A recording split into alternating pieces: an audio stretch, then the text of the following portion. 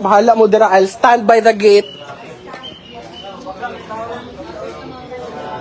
I'll stand by the gate. Tay, if you're watching, I will stand and protect your gate.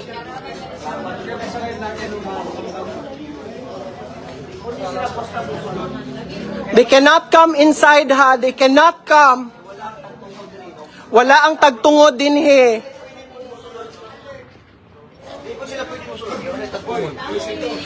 Gov. Hi, Gov.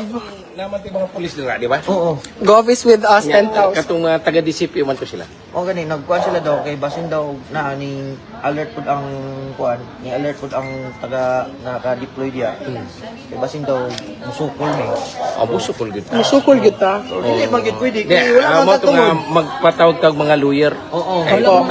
Gov, any messages po for the 10,000 people watching?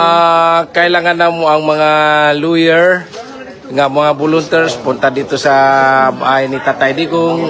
At saka yung mga mga barangay tanod, punta sila dito kasi may mga info tayo. At least pakitan lang natin, hindi man tayo maglaban, kundi titingnan lang natin ang gagawin nila sa bahay ni Tatay Digong. Opo, Gov.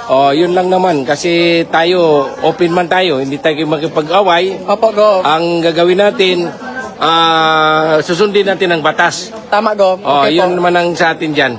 Okay, any final messages po sa lahat na nanonood, Gov?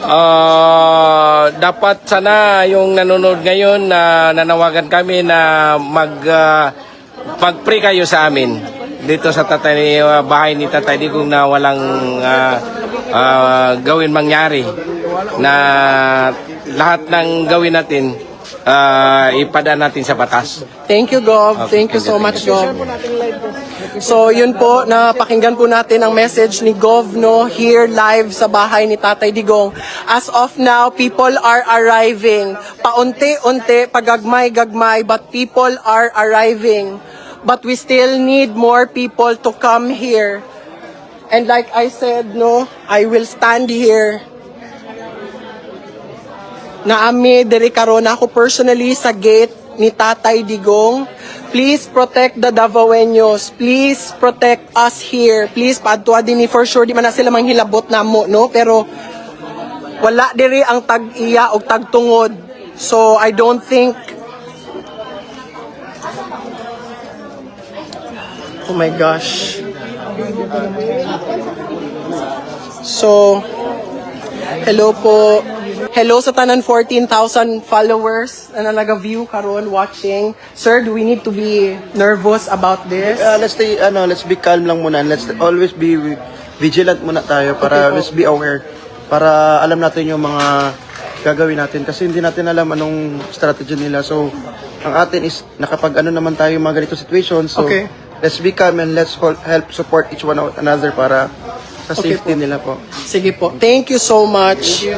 Thank you so much. Wala ni kay konsidera sa ilaha dito.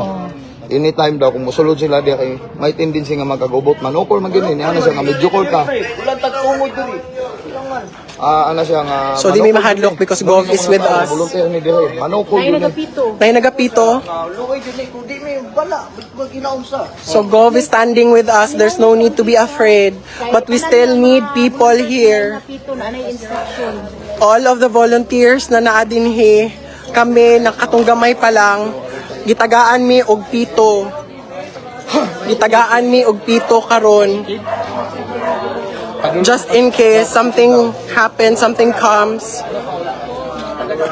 ready na. So, wala na kay ko nahadlok because Gov is with us. As of the moment as we speak, naa si Gov with us.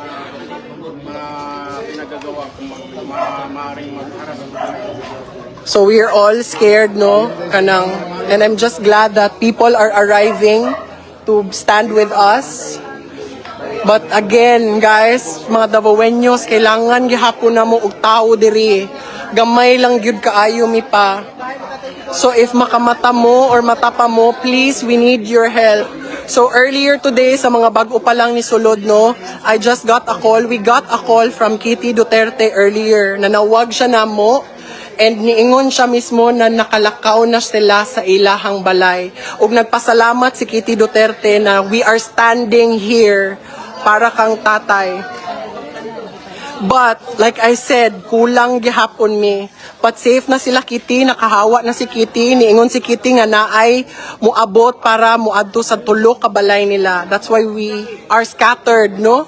But, diri ata gyud ang diri sa balay ni Tatay Digong ang pinaka-importante na bantayan.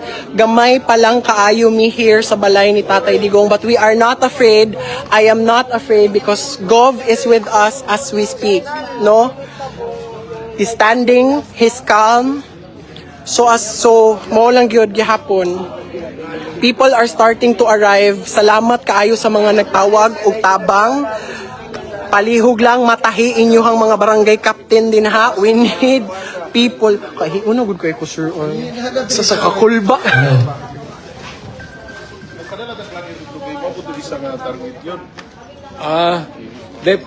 Dep, sino yung mga tao mo doon sa kwan? Kana, kay gipangkuha nila karon ko na to sa time. Oh. Kasi kanina, gipangkuha na. At least, okay na. Importante na itao po dito. Dito ay tama din. Ato na ni silang kining niabot nila ipapadlak ng kining. Ilak na ang entrance. Asang Dari sa likod. Dapat sa likod. itong mga So as of now, kay nag-instruct si Gov of what to do. As of now, nag-instruct si Gov of what to do as of the moment to all those people who are watching. So we need people to block entrances. May power bank, may charger naman po.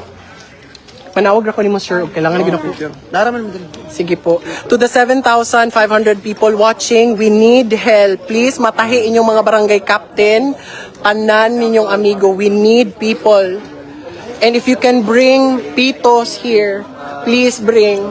Wala naman kayo, nagakalma na ko because naano si Gov dire. Kalma lang.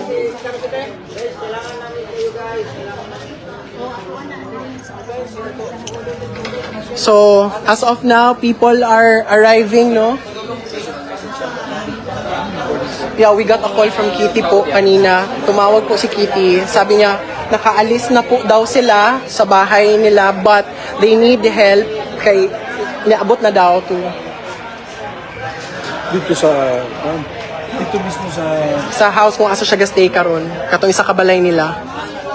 sa dito.